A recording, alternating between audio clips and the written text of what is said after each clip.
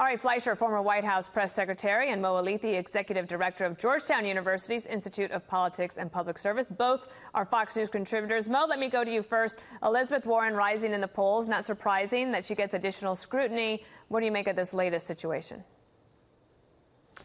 Yeah, this is absolutely a reflection of her rising in the polls. Look, there are a lot of people out there who believe that she hasn't been scrutinized the way Joe Biden has up till now. And now she's right there neck and neck with him. So she's going to have to expect a lot more incoming like this. I don't speak for her campaign. I don't know what this discrepancy is about. Could be fairly innocuous. There are a lot of women I know who, as recently as a few years ago, wouldn't want to talk about gender discrimination in the workplace that they faced earlier in their careers. They now feel empowered to do so in the Me Too moment. Okay, Maybe this is that. But Ari, this would be the reverse. She's going to have to deal with this. Ari, this would be the reverse of that. It was in 2007 saying that she made her own decision, but in running for president in 2019 saying that she was discriminated against. And there was no shortage of women in 2007 who would have made that point that an employer did them wrong. So I don't think the timeline matters. Look, this feels and looks a little more like Hillary Clinton, who needed to show she was the tough person to be commander-in-chief, who fabricated a story about landing under sniper fire in Bosnia. Elizabeth Warren wants to make the case that employers do things that are harmful to labor, and therefore this is what they did to her when she was pregnant. And the real problem here, Dana, is this isn't like you've just got your policy wrong or you're arguing, I said this, but I meant that. This is a candidate's personal history. It's knowable and it's controllable. So if you lie about these personal issues, it really does cut because people know this can't be so. Why would you do that? It's not just your typical policy problem.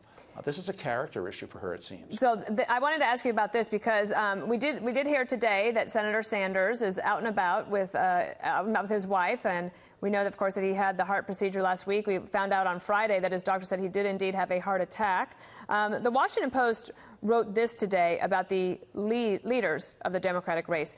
The top fundraiser in the Democratic presidential field was hospitalized for a heart attack. The longtime polling leader and his son sit at the center of an impeachment inquiry. And the one candidate with clear momentum faces persistent doubts among some party leaders that she is too liberal to win the general election. With breathtaking speed, the events of the past 2 weeks have created huge uncertainty for the candidates who have dominated the Democratic nomination race. And Mo, we cover this so closely that you think, oh, this must be the direction it's going. Elizabeth Warren has all the momentum. And then all of a sudden you think, well, wait, we've got a few more months to go before the Iowa caucuses.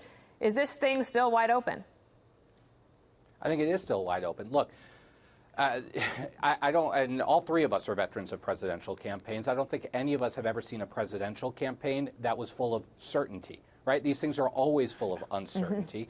All you can do as a candidate is control your own message to the best that you can. The events of what happens in Washington, what happens in the news, that's going to take you on whatever winding road it takes you on. You got to have a strong enough message and consistency of that message to be able to navigate those waters. But Ari, the other thing that you can do is you could try to cause some problems for your opponents. I'm curious, we'll probably never know where that Elizabeth Warren video surfaced from, but I don't think it was from the Trump campaign.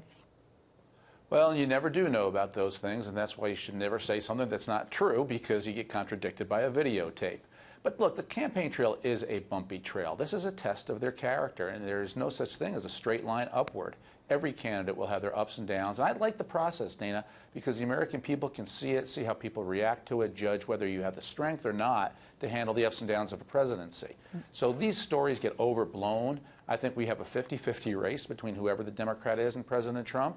And that's not going to change. We are in a very dynamic and close election cycle. And that's why we keep coming back every day. Thank you so much, Ari Fleischer and Mo Elleithee. See you next week.